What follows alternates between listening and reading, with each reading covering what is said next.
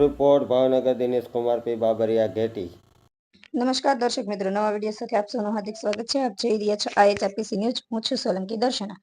Botad train નીચે પડતો મુકતા એક યુવાનનું મોત। પીપવાવથી બોટાદ તરફ થઈ સાબરમતી આવતી માલગાડી ટ્રેનમાં સર્જાયો હતો અકસ્માત। બોટાદ ભાવનગર રોડ ફટાકથી આગળ ટ્રેન પસાર થતી હતી ત્યારે એક વ્યક્તિ માથાના ભાગે ઈજા થતા ઘટના સ્થળે મોત નીપજ્યું હતું। પીપવાવથી બોટાદ આવતી ટ્રેનમાં અકસ્માતમાં આશરે 35 વર્ષનો યુવાનનું મોત।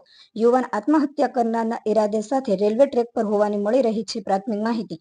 ટ્રેક પર ટ્રેન પસાર થતા સમયે યુવાનનું માથું ટ્રેનના અથડાવાથી માથાના ભાગે ઈજા થતા યુવાનનું મોત। ટ્રેન આશરે 20 મિનિટ સુધી ઊભી રહી હતી। 108ની ટીમને જાણ કરતા ઘટના સ્થળે પહોંચી મૃતકની ડેડ બોડીને પીએમ માટે સરકારી હોસ્પિટલ ખાતે ખસેડવામાં આવેલ।